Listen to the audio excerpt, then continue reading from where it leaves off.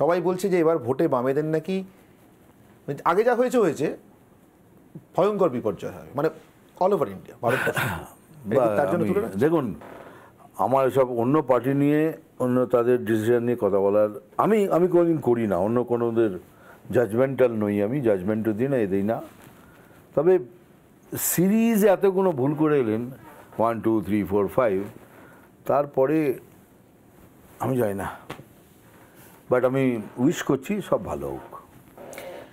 আমি আবার সরাসরি রাজ্যের শাসক দলের কথা ফিরে আসি, তৃণমূল কংগ্রেস। আপনি সন্দেশখালীর সম্পর্কে বলছিলেন, শুনলাম। রেখা পাত্র, আপনার কি মনে হয় রেখা পাত্র প্রতিবাদী থেকে বিজেপির ক্যান্ডিডেট হওয়াতে প্রতিবাদটা ছোট হয়ে গেল, দলের হয়ে গেল? প্রতিবাদটা যে হলো এটা ইম্পর্টেন্ট আমাদের কাছে। রেখার বিজেপি জয়েন করা, কাউকে না কাউকে জয়েন করতেই হবে, আপনাকে একটা ফ্ল্যাগ ধরতেই হবে, no matter who you are. Anything you do you need a flag. সে ফ্ল্যাগটা বড় হোক ছোট হোক, ইউ নিড এ ফ্ল্যাগ। তো she has come under a flag, সেটা বিজেপিরই হোক না কেন। কালকে তো এই প্রশ্নটা তুলতেন যদি কমিউনিস্টের হতো, তুলতেন না, যেহেতু এটা বিজেপির, ইট ম্যাটার্স। এনিওয়েজ, আমার কাছে সব থেকে বড় হলো প্রতিবাদটা আরও বড় আকার ধারণ করলো, because she is now contesting an election.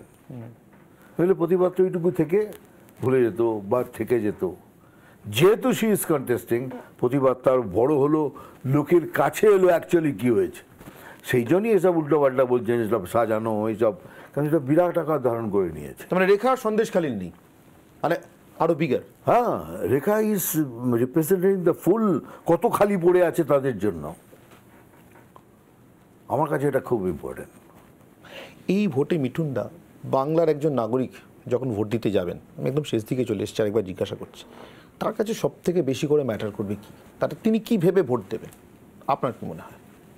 কি ভেবে করবেন তার আগে আমি বলে দিয়েছি, কি ভোট দেওয়ার আগে 5 মিনিট ভাববেন কাকে ভোট করতে চাইছেন। এটা বিজেপি, এদের এরা এই। কিন্তু মনে রাখবেন, আপনি যা করবেন আজ নেই তো কাল আপনাকে এফেক্ট করবেই, করবে। হয়তো তখন দেরি হয়ে গেছে, হয়তো, কিন্তু ভোট কেন, এটা আপনি যদি মা হন, ঠাকুমা হন, আপনার নাতিকে করবে, আপনার ভাইপন করবে, নাতনিকে করবে, it is going to affect you. সেই জন্য ভেবে চিনতে ভোট করুন। আর একটা জিনিস বলে রাখি, যেভাবে প্রচারটা হচ্ছে, খুব খুব অদ্ভুতভাবে প্রচারটা করাচ্ছেন, কনফিউশন ক্রিয়েট করার জন্য হয়তো, কি এটা রাজ্যের ভোট নয়, এটা সেন্ট্রালের ভোট। হ্যাঁ, এটা কিন্তু খুব আছে, ভীষণভাবে আছে।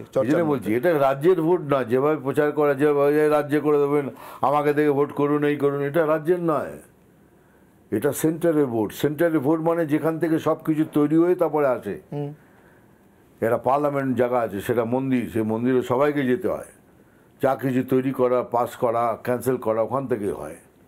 তো এটা ইট ইজ নট এ রাজ্য ভোট, এটা সেন্টারের ভোট। সেন্টারকে স্ট্রং করুন, দেশকে স্ট্রং করুন, আমরা অটোমেটিক্যালি স্ট্রং থাকবো। বাকি রাজ্যে, এইসব রাজ্যে হচ্ছে, ওটা হতে থাকবে, বাট দেশকে স্ট্রং করতে গেলে দেশের মতো করে ভোট করুন। বিজেপির আসন সংখ্যা, আমি জানি আপনি নির্দিষ্ট করে সংখ্যার বিচারে ভাবতে চান না, বা বলেনও না, কখনো প্রেডিক্ট করেন। আমি আসন সংখ্যা দিয়ে বলছি না, আমি বেশি কম দিয়ে বলছি, সংখ্যাগরিষ্ঠতার জায়গা দিয়ে বলছি। যদি 42টা লোকসভা আসন ধরি, আগেবার বিজেপি 18 ছিল, 21 হলে 50% হয়, মানে 50-50। বিজেপি কি 42-এর 50% আসন কম পাবে, সমান পাবে, বেশি পাবে? আপনার কি মনে হয়? এখনো পুরোটা আমি ট্রাভেল করিনি, ওটা ট্রাভেল করলে বলতে পারবো, বডি ল্যাঙ্গুয়েজ দেখে বলতে পারবো, এখন সেইভাবে বলতে পারবো না। তবে ডেফিনেটলি এটা পজিটিভ ধারাতে বিজেপি এগিয়েছে। মানে ওপেনলি বলছি, 22 তারিখে রামলালা মর্যাদা পুরুষোত্তমের এন্ট্রির পর এটা ফ্যাক্ট কি ডেফিনেটলি কি বলে সনাতনী জেগে উঠেছে। ভারতবাসী ভাবতে আরম্ভ করেছে এটা আমাদের দেশ, এটা সনাতনী দেশ। রাম রাজ্য, রাম লালা কা আনা मतलब রাম রাজ্য बनना, রাম রাজ্য ন্যায়ের রাজ্য তৈরি করা। তো রাম রাজ্য যদি হয়ে থাকে তো সবার জন্য ন্যায় হবে, ইটস ফর এভরিওয়ান। অনেক ধন্যবাদ মিঠুন দা, আজকের এই একটা বড় ইন্টারভিউ দেওয়ার জন্য এত ভয়ঙ্কর ব্যস্ততার কর্মসূচি আপনার, আপনি টানার প্রচারের মধ্যে রয়েছেন, তার মধ্যে এইটুকু সময় বার করে আপনি রিপাবলিক বাংলাকে রামনবমী দিন এতটা সময় দিলেন, অসংখ্য ধন্যবাদ। খুব বলে, কিন্তু তার আগে বলে দিই, যদি কোনো কথা কারোর কোনো জায়গায় খারাপ লেগে থাকে ক্ষমা চেয়ে নিচ্ছি।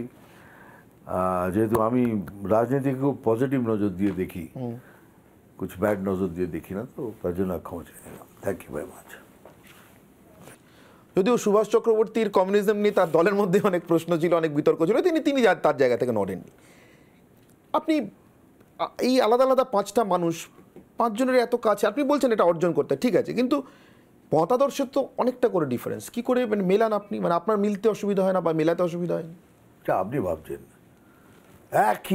একই লক্ষ্য ওদের, যত কোনো নাম নিলেন, কি ভাগবত স্যার, গুরুজি, মোদি স্যার, তারপরে আপনি বালা সাহেব ঠাকরের কথা বলেন, বালা সাহেব ঠাকরে, এদের যদি একদিকে রাখেন, জ্যোতিবাবু বলছি আমি, বলে এই 3 জনকে যদি রাখেন, দে আর মতলব 2000% দে আর ন্যাশনালিস্ট।